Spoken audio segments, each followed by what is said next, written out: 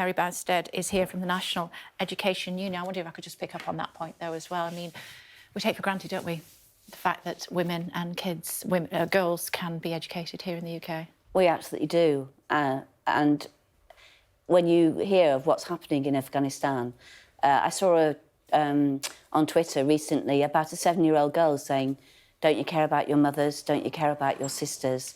And women in Afghanistan are now being told, I hear, that they can't see a male doctor. I mean, it's the scale and the extent of the repression is astounding, I think. Mm. We were chatting recently, Mary, actually. You were very good enough to come in when we did our Ask the Union Leaders, and you answered questions from our viewers. I suppose a question that they would want me to ask you today is, do you expect your members to go on strike?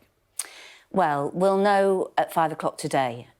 We haven't had the result from... When we take a formal ballot for strike action, we have to use an independent polling company, quite rightly, by law, so that the vote is absolutely legitimate. And in order to take strike action, we have to pass very high thresholds. 50% of the members have to vote, and 40% of the whole membership, the equivalent of 40% of the whole membership, have to vote yes. So if at 5 o'clock today we find that the members have voted, it will be that half the members have voted during a time when there was postal disruption, and 80% of those members need to vote yes before we can take strike action. So these are thresholds which are very high, and if they are reached, and it would be the first time, I've been a General Secretary since 2003, it would be the first time that we had a ballot at anything like this extent and scale, and the first time of a national ballot for pay at this level. So it's an indication of how strongly members are feeling. Sure. I mean, you know what your members are thinking, though, don't you? What do you think? From our own internal polling, I think that we will meet the thresholds, but I can't be sure. I really can't be sure. I'll know about 2 o'clock today. And what are the big issues for your members? The biggest issue is that there is a workforce crisis in our schools, and those aren't my words. Those are the words of Amanda Spielman, the Chief Inspector of Schools.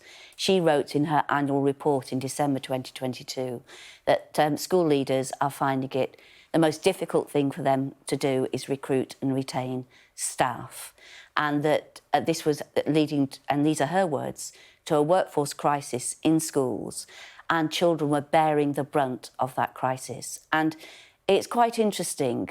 I mean, I can give you all the figures about the number of teachers leaving the profession. I can tell you that the government only recruited just over half of its targets for secondary teachers this year, just recruited 61%. So we're nearly 40% short of the target for secondary teachers. But this becomes really apparent because I now have parents writing to me.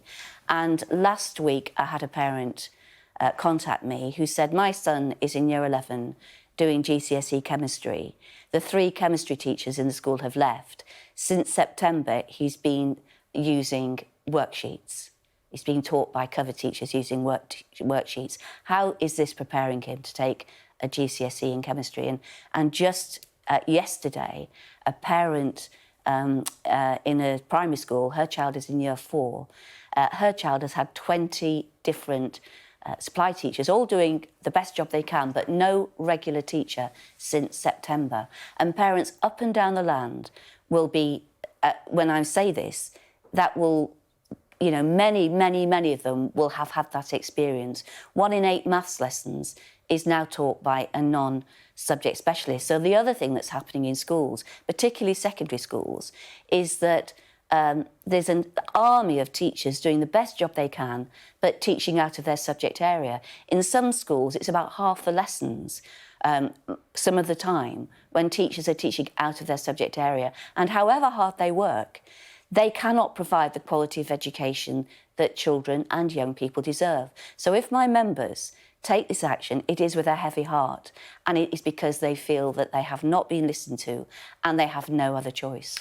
Can you reassure my viewers this morning that there will not be strike action during the exam period? I think that would be very unlikely. I don't think teachers would do that or want to do that. I mean, I can't really out to have an executive, but my strong feeling is that wouldn't be done. And even if there was strike action on an exam day, actually there would be cover in for the children to do the exams, and all the work has been done prior to that. But I think that's a huge step, and I think it's highly unlikely. We know that there's a National Day of Action called for by the TUC on the 1st of February. If you get your results today, that would take you just under the wire with the 2 weeks' notice that you have to give. Would that be something that you would be encouraging your members to take part in? Well, we will declare the pattern. If we make the thresholds, and we'll know at 5 o'clock tonight, we will declare the pattern of action then. I can't really reveal that. But obviously, if we do that, we would just get under the wire for the 1st of February. Is that something you would look at? Yes, it is, absolutely. And that being the case, I have a direct message to the government now. They have known, the government has known, that we have been balloting our members. We did an internal ballot in November. That came out very strongly for strike action. They didn't call us in to discuss this or to negotiate. I didn't get one call from the Secretary of State for Education. They've known... You've had a lot. Sorry? You've had a lot of Secretaries. I have, there's a lot, but no call from the Secretary of State. We were called in, they've known we were doing a formal ballot all the way through December and the first 2 weeks in January. We were called in for the first time on the 9th of January for an hour's meeting with the Secretary of State. Now, that is not serious negotiation. How did that conversation go with Gillian? Well, it was perfectly pleasant and perfectly cordial, but it achieved nothing. I mean, it achieved... Did you talk about money? No. What did you talk about? We talked about that education was very important and that teachers are very important, and we talked a bit about inflation, and we countered the argument that wage rises are causing inflation, because when they're running at less than half the rate of inflation, they're clearly not. But no, we didn't talk about money, and we didn't talk about money either for this year or next year. Of course we did. And we asked directly what is the possibility of extra money? 12%. Is that what you said? Yeah, we said, well, what's on the table for this year, and and how could we explore other ways in which we could get a deal? For example, bringing forward the pay award for next year, which doesn't start until September. For this year, which doesn't start until September. So we tried to explore a whole range of issues, but frankly, we were told it was unlikely there would be any more money this year. And we asked directly. I had another meeting with officials on Friday, and I said, OK, so what are you going to be telling the review body is affordable for next year? And was told that they couldn't tell me that yet. Now, this isn't good enough. We're serious people. We want to go in and do serious negotiations, because the last thing my members want to do is take strike action. Not only do they lose a day's pay, but they lose a day in school, and they are dedicated professionals dedicating to teach the children that they serve. But they are at the end of their tether.